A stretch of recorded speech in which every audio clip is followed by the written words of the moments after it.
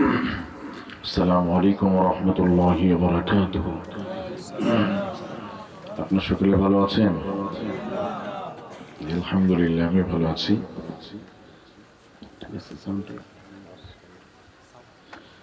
إن الحمد لله الأكرم الذي خلق الإنسان وكرمه وعلمه من البيان ما لم يعلم، فسبحان الذي لا يحصى امتنانه باللسان ولا بالقلم. نشهد أن لا إله إلا الله وحده لا شريك له، ونشهد أن سيدنا وسندنا وحبيبنا وطبيب قلوبنا ومولانا محمدا عبده ورسوله الذي أرسله بالحق بشيرا ونذيرا وداعيا إلى الله بإذنه وسراجا وقمرا منيرا. فقد قال الله تعالى في كلامه المجيد وفي فرقانه الحميد. আমরা জবান ছেড়ে সকলেই বলি আউযু বিল্লাহি মিনাশ শাইতানির রাজীম। বিসমিল্লাহির রাহমানির রহিম। ইন্নাল্লাহা ওয়া মালাইকাতাহু يصلون على النبي يا أيها الذين آمنوا صلوا عليه وسلموا تسليما. اللهم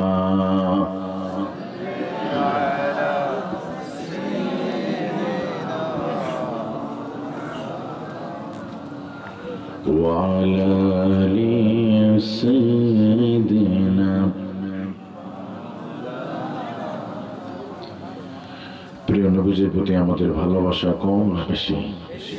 নবীর প্রেমে মত্তর হয়ে সকলে বলি বালাগাল উলা বিকামালিহি কাশাফাত দুজা বিজামালিহি হাসনাত জামিউ খিসালিহি صلوا عليه. باطل سيد بن والد أي آسمانه هم جو بر کر چکا ہے تو امتحا ہمارا بلا والعلا بکماله كشف الدجى بجماله حسنت جميع خصاله صلوا عليه. لا إله إلا الله لا إله إلا الله لا إله إلا الله لا إله لا إله إلا الله محمد رسول الله صلى الله عليه وسلم. সন্ধ্যা বাইতুল শরীফ জামে মসজিদ ও এলাকাবাসী উদ্যোগে এ বিশাল তাফসীরুল কোরআন মাহফিলের জনাব মুআজ্জাজ মুহতারাম সম্মানিত সভাপতি, আপনাদের এলাকার কৃতি সন্তান, বিশিষ্ট ব্যবসায়ী, বিশিষ্ট শিল্পপতি জনাব আলহাজ ইসমাইল হোসেন, ব্যবস্থাপনা পরিচালক বেলি ফুড প্রোডাক্টস ঢাকা। আল্লাহ তাআলা অনেক কবুল করুন, আমিন। সভাপতি বাইতুল শরীফ জামে মসজিদ সন্ধ্যা, আল্লাহ তাআলা অনেক খেদমত কবুল করুন। এবং আলেমদেরও উনি খেদমত করলেন। ওনার বাসায় সমস্ত মেহমানদারি আলেমদের হুজুরদের ব্যবস্থা করেছেন। আল্লাহ ওনার পরিবারের বরকত বাড়িয়ে দিক। আমিন। প্রধান অতিথি হিসেবে নাম রয়েছে জনাব Mohammad Farid Mia, chairman Mia group of industry Dhaka. আল্লাহ তাআলা ওনাকে কবুল করে নিক। প্রধান মেহমান আলহাজ মৌলভী জাকির হোসেন, চেয়ারম্যান মুন্নিরাবার ইন্ডাস্ট্রি। জনাব Mohammad Abdul Mannan, chairman Naogaon engineering workshop. আল্লাহ তাআলা ওনাদেরকেও কবুল করে নিক। সকলে বলে আমিন। আলোচনা রেখে ধন্য করেছেন Haniful Islam Amini, BA honours, MA master তাফসীরুল কোরআন ইসলাম বিশ্ববিদ্যালয়। আলোচনা রেখেছেন জিল্লুর রহমান সাহেব, অনার্স মাস্টার দাওয়াত ইসলামী স্টাডিজ আল কোরআন। সেই সাথে কিছুক্ষণ আগে অত্যন্ত গুরুত্বপূর্ণ আলোচনা রেখে ধন্য করেছেন আপনাদের এলাকারই কিন্তু সন্তান। অত্যন্ত গুরুত্বপূর্ণ আলোচনা রেখেছে, আমি শুনছিলাম। পিএইচডি গবেষক, চট্টগ্রাম বিশ্ববিদ্যালয় সহকারী অধ্যাপক, আরবি, ফুলগাঁও ফাজিল ডিগ্রি মাদ্রাসা লাকসাম, কুমিল্লা। আল্লাহ তাআলা আমাদের মাসুম বিন নোমান সাহেবকে কবুল করে নিক। আমিন। ওনার কণ্ঠকে কবুল করে নিক।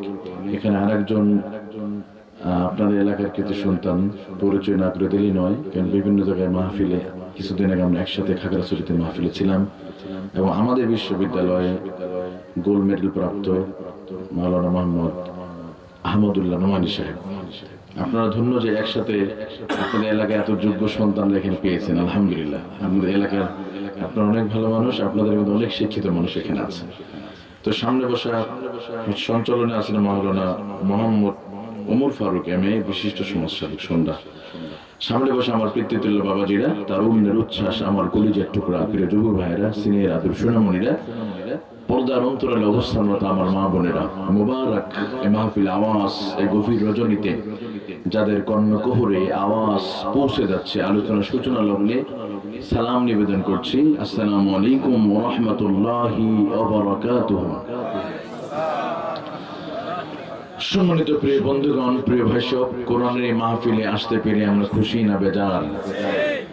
খুশি হয়ে থাকলে জবান ছেড়ে দিয়ে বলি রব্বানা লাকাল হামদ হামদান কাসীরান তাইয়িবান মুবারাকান ফীহি। আমরা শুকরিয়া আদায় করলাম কার? শুকরিয়া আদায় করলে খুশি হয় কে? তাহলে আমরা বেশি বেশি শুকরিয়া আদায় করতে চাই, তাই না? দেখেন এই মুহূর্তে কত মানুষ কত কাজে ব্যস্ত, তার মাঝে আল্লাহ তাআলা আমাদেরকে বেছে বেছে এই সমাজের, এই এলাকার, এই গ্রামের, এই মহল্লার সবচেয়ে ভালো মানুষগুলো এখন এখানে বসে আছে। আপনারা অনেক ভালো মানুষ, এখানে ভালো মানুষরা সবাই বসার সুযোগ পায় না। এই জন্য আল্লাহকে তো শুকরিয়া আদায় করতে হবে না ভাই? চলুন না, আমি তো মনে করি শুকরিয়া আদায় না করলে চলে না, চলবে না, চলছে না, চলতেও পারে না। কেননা যে আল্লাহ আমাদেরকে এই জনপদে হাজার মানুষের মধ্যে বাছাই করেছে। চলুন সে আল্লাহর শিখানো ভাষায় তার দিয়া পবিত্র জবানে কালিমাতুশ শুকর আদায় করে বলছি আলহামদুলিল্লাহ। লাখ করে দরুদ ও সালাতু সালাম বর্ষিত হোক আকে নামদার তাজদার মদিনা, বুলবুল মদিনা, দু জাহানের সরদার, আখিরাতের ব্যারিস্টার, ইমামুল মুরসালিন, সাইয়্যিদুল মুরসালিন, নবীদের নবী, বিশ্ব সভার সভাপতি নবী মুহাম্মদুর রাসূলুল্লাহ সাল্লাল্লাহু আলাইহি ওয়াসাল্লামের উপরে নবীর প্রেমে মাতোয়ারা হয়। প্রিয় নবীদের শানে আমরা দরুদ এবং সালাম পেশ করতে সকলে বলছি সাল্লাল্লাহু আলাইহি ওয়াসাল্লাম। একান্ত প্রিয় আমার বাবাজিরা, যুবক ভাইয়েরা, আমি কোরআনুল কারীমে সূরাতুল আলে ইমরানের 134 নম্বর আয়াতে কারিমাতে কিছু কথা বলবো। এই আয়াতের ভিতরে মহান স্রষ্টা আল্লাহ তাআলা, আমি একদম সাদামাটা কোনো সূচনা না করে সরাসরি আলোচনা, যেহেতু সময় নাই আমি আলোচনা চলে যাবো ইনশাআল্লাহ। খুব অল্প সময় কথা বলবো, কষ্ট হবে আপনাদের? রাগ করেছেন আপনারা? আমি আগে বলি, এখানে কথা বলার যোগ্যতা আমার মোটেও নাই। আমি এসেছি একটু দোয়া নেওয়ার জন্য। রাগ করেছেন আপনারা? কারণ কোরআন থেকে কথা বলার যোগ্যতা আমার নাই। আর আপনাদের নুরানি চেহারাগুলো দেখে মনটা ভরে গেছে। কিন্তু কুমিল্লা লাকসাম এলাকার মানুষগুলো অনেক ভালো। আজকে আসার সময় মাঝে মাঝে নামাজে দ্বারা আমরা আপনার কুমিল্লার রোডের বাম পাশে দেখবেন, হাইওয়ে রোডগুলোতে গাড়ি ব্রেক করে যখন নামাজে দাঁড়িয়ে অনেক বাসগুলো দাঁড়িয়ে থাকে। আসলে নামাজের সময় দেখলাম অনেক বাসগুলো দাঁড়িয়ে আছে। আমি একটা ভিডিও করেছি, আমার পেজে আছে, দেখবেন যে সবগুলো নামাজ আজানের সময় হচ্ছে বাস বিরতি। আমি বুঝতে মনে হলে পিকনিকে যাবো না, পিকনিক নয়, সব নামাজে দাঁড়িয়েছে। সুবহানাল্লাহ। আপনাদের কুমিল্লা, নোয়াখালী, লাকসাম থেকে নিয়ে এই টোটালি লক্ষ্মীপুর যত বাসগুলো, সব বাসগুলো বিশ্ব রোডে দাঁড়ায়। সুবহানাল্লাহ বলেন। এটা অন্য কোনো জেলাতে, অন্য এলাকায় আমি এটা পাই নাই। কুমিল্লা, নোয়াখালী মানুষ সত্যিকার অনেক ভালো মানুষ, আলহামদুলিল্লাহ। আপনার খুশি না বেজার? অন্য কোথাও এরকম আমরা পাই না। এই তো বোঝা যায় আপনারা অনেক ভালো, আপনাদের নুরানি চেহারাগুলো থেকে আরো ভালো লাগছে। শেষ সময় থাকবে তো ইনশাল্লাহ। আর এখানে বলেই যে আপনার সুবহান আলহামদুলিল্লাহ বলছেন, জানেন আপনাদের এই কথাগুলো আল্লাহর কাছে কতটা প্রিয়?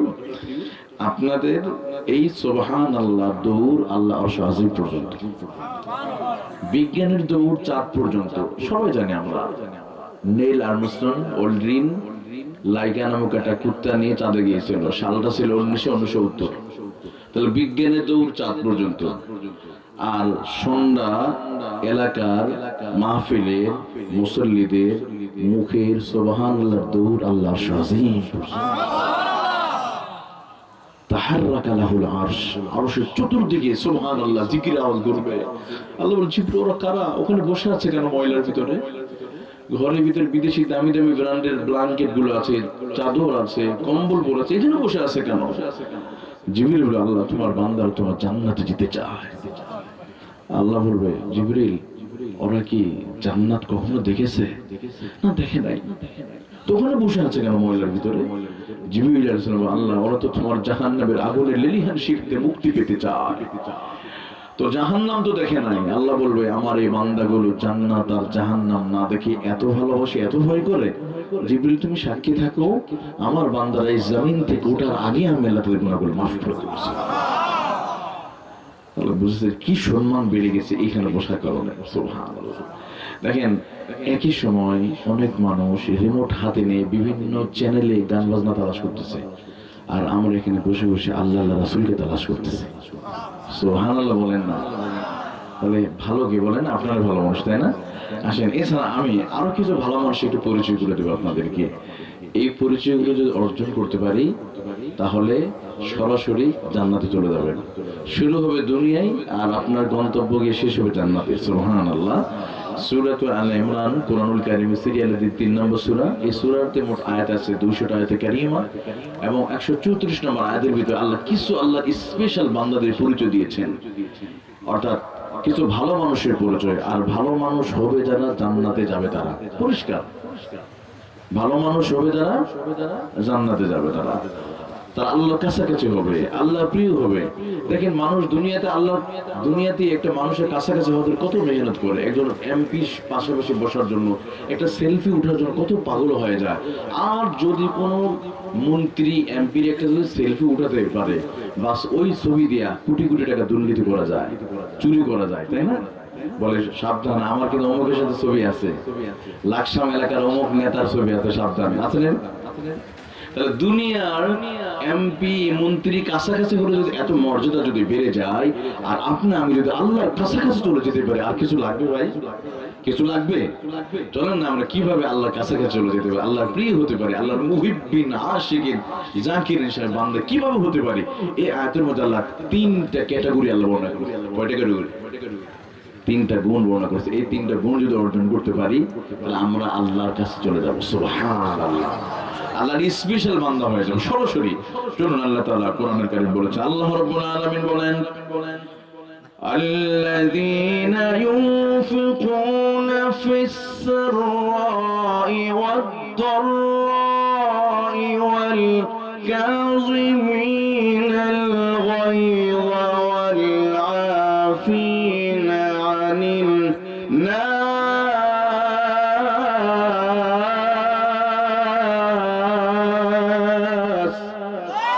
ওয়াল্লাহু ইউহিব্বুল মুহসিনিন।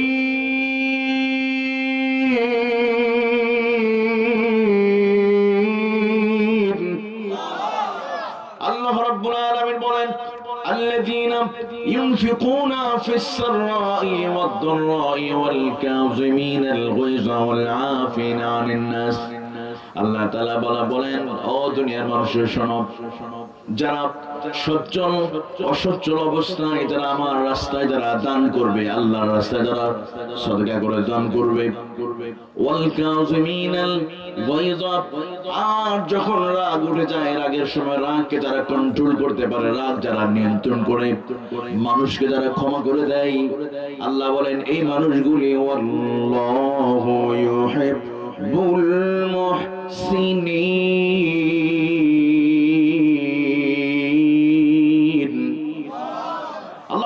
মানুষগুলো আমার প্রিয়। সুবহানাল্লাহ। তাহলে এক নম্বর হলো আল্লাযীনা ইউনফিকুনা ফিস সাররাই ওয়াদ দাররা, যারা সচ্ছল অবস্থা আল্লাহর জন্য যারা দান করে, আল্লাহর পথে যারা ব্যয় করে। সুবহানাল্লাহ বলেন না? এই যে আপনারা মাহফিল করছেন, এটা কার জন্য ব্যয় করেছেন? আল্লাহর জন্য, ইসলামের জন্য, কোরআনের জন্য ব্যয় করা এটা খুবই কঠিন। দেখেন বর্তমান সময় মানুষ বিভিন্ন কাজে ব্যয় করতে পারে, কিন্তু মাহফিলের জন্য, ইসলামের জন্য ব্যয় করাটা খুবই কঠিন কাজ। এটা অনেক কলিজা লাগে। মসজিদের জন্য, মাদ্রাসা নির্মাণের জন্য ব্যয় করা এটা খুবই কঠিন। তবে এটাও মনে রাখতে হবে, দান করা মানেই মসজিদ মাদ্রাসা করতে হবে এটা কিন্তু না।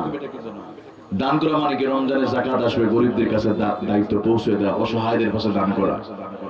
আপনারা ওসামা বিন লাদেনের নাম শুনেছেন না?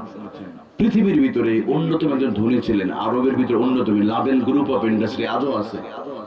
তার কোটি কোটি টাকা সম্পদ, উনি কিন্তু জীবনে একটা মসজিদ বানায় নাই, একটা মাদ্রাসাও বানায় নাই। ও বকেট তথ্য দিয়ে যায় আপনাদেরকে। সমস্ত টাকা ইসলামকে এস্টাবলিশ করার জন্য আফগানিস্তানে সেই আমেরিকাদের বিরুদ্ধে যুদ্ধে লড়াই করবার জন্য তিনি কি করেছেন? অস্ত্র কিনে তিনি যুদ্ধের প্রস্তুতি নিয়েছে। কারণ তিনি জানেন ইসলাম যদি প্রতিষ্ঠা হয়ে যায় তখন হাজার মসজিদ বানানো যাবে, হাজার মাদ্রাসা বানানো যাবে, তাই না? ঠিক এখন তালেবান ক্ষমতায় আসছে, এখন মসজিদ নির্মাণ হচ্ছে না? হচ্ছে। এই জন্য দান করা মানেই মসজিদ মাদ্রাসা দান হয়। মাঝে মাঝে ইসলামী আন্দোলনের একজন ভাই রাস্তায় চলতে পারছে না, তার জেলখানা চলে গেছে, তার পুরো পরিবারের দায়িত্ব গ্রহণ করে তার ফ্যামিলির জন্য একটু দান করা, ওটাও আল্লাহর পথে ব্যয় করে সমান। মাঝে মাঝে ইয়ানত দেয়, খোঁজ খবর নেয়া, কোন ভাইটা ছাত্র পড়াশোনা করতে পারছে না, জানলে একটু হেল্প করেন। অসহায় মানুষ, এটা বলেন না? এভাবে যদি সমাজ যদি পরিবর্তন হয়ে যায়, তাহলে ওই জায়গাগুলোতে ভালো ভালো মানুষগুলো যদি পাঠাতে পারি, ইসলাম যদি প্রতিষ্ঠিত হয়ে যায়, তো এমনিতেই তখন ভালো ভালো মসজিদ মাদ্রাসা বানানো যাবে। কথা বলেন ঠিক কিনা? তো আল্লাহ তাআলা এখানে বলছেন আল্লাহর প্রিয় বান্দাদের একটা বৈশিষ্ট্য, তারা অসচ্ছল অবস্থায় অভাবের সময় দান করে, যখন সম্পদ থাকে তখনও দান করে। এটা একটা আল্লাহর স্পেশাল বান্দাদের একটা পরিচয়। সুবহানাল্লাহ। এরপরে আসেন আল্লাহ তাআলা দ্বিতীয় নাম্বার বৈশিষ্ট্য বর্ণনা করেছেন, ওয়াল কাযিমিনাল গায়য ওয়াল আফিনা আনিন নাস।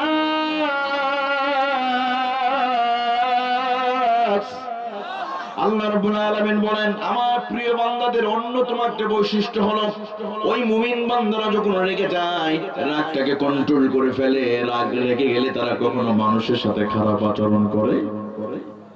মুমিন বান্দাদের অন্যতম বৈশিষ্ট্য, রাগ উঠলে রাগটাকে নিয়ন্ত্রণ করে ফেলে। একটা কথা আছে না, রেগে গেলেন তো হেরে গেলেন, আছে না? পৃথিবীতে যারা রাগী মানুষ তারা কোনোদিন সফল হতে পারে নাই। যে রাগকে কন্ট্রোল করতে পারে সে পৃথিবীর সবচেয়ে বড় যোদ্ধা। রাগের মাথায় যা করেন, অনেকে আছে রাগের মাথায় স্ত্রীকে তালাক দেয়া, ওই বালিশের সামনে মাথা লেগে চোখের পানি ফেলে কান্না করে। কত মোবাইল ভেঙে ফেলছে কত মানুষ। আচ্ছা মোবাইল কি দোষ করছে ভাই? রাগ উঠছে মারছে, আসলে এই রাগ, রেগে গেলেন তো হেরে গেলেন, এই রাগের কারণে কত মানুষ ক্ষমতাও হারিয়েছে। এমন আছে না?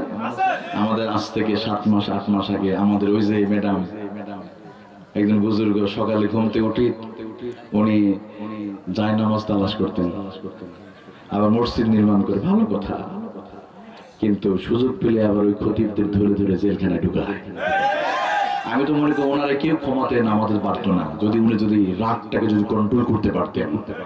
কতটা ভয়ঙ্কর হিংস্র, কতটা রাগী হলে একটা মানুষ বলতে পারে। 3 বারের প্রধানমন্ত্রী বেগম খালেদা জিয়া, বয়স্ক মানুষ, ওনারে পদ্মা সেতুতে ফেলে দিবে, ডক্টর ইউনূসকে ফেলে দিবে, দেন এখন কোথায়? নিজেই নাই। এই যে মানুষগুলো ফেলে ওনারা আছে, এই যে রাগ, ওনার কথায় কথায় রেগে যেত। বেশি কথা বললে বিদ্যুতের লাইন বন্ধ করে দেয়, বেশি কথা বললে এটাই বন্ধ করে। আর আমার ছাত্ররা যখন বৈষম্যের বিরুদ্ধে যখন ছাত্ররা বলল, পড়াশোনা করবে, আর একদল মানুষ সুবিধা নিয়ে বিভিন্ন কোটার মাধ্যমে একদল অথর্ব মানুষগুলো চাকরিতে বসবে। এটা হতে পারে না। পড়াশোনা করব আমরা, এটা হবে মেধার ভিত্তিতে চাকরি হবে। রাস্তায় নেমে যখন স্লোগান দিল, আর আমাদের ম্যাডাম ওই আপা রেগে গিয়ে বলল, আমি কি চাকরি ওই রাজাকারের নাতিপুতিদেরকে দিব? আমি কি মুক্তিযোদ্ধাদের নাতিপুতি না দিয়ে রাজাকারের বাচ্চাদের দিব? বাস ওনার এই 1 সেকেন্ডের এই কথায় ওনার 17 বছরের তিল তিল কি করা মসনদ আল্লাহ তাআলা 45 মিনিটের ভিতরে ভেঙে তছনছ করে দিয়েছে। কথা বলেন ঠিক কি না? ছাত্ররা বলল, চাইলাম অধিকার, বানিয়ে দিল রাজাকার। এই রাজাকারের স্লোগান দিয়ে দেশের হাজার হাজার তৌহিদ জমাদেরকে জেলখানায় ঢুকে আয়না করে ঢুকে নির্যাতন করেছে। এই রাজাকারের স্লোগান দিয়ে, এই রাজাকারের স্লোগান দিয়ে বিশ্বনন্দ মুফাসসির কোরআন আল্লামা সাঈদীকে 13 বছর 3 মাস কারারুদ্ধ জীবন যাপন করে বলে ওনার জীবনের পরন্ত বিকেলে ওনাকে চিকিৎসা নাটক করে শহীদ করা হয়েছে। ছাত্ররা বলল, রাজাকার আল্লামা সাঈদীকে যখন বানিয়েছে অত সমস্যা নাই, রাজাকার এখন আর গালি নয়, এখন আমরা রাজাকার না, অতএব আমরা স্লোগান দিব, তুমি কে আমি কে। একটু বলেন না, তুমি কে আমি কে।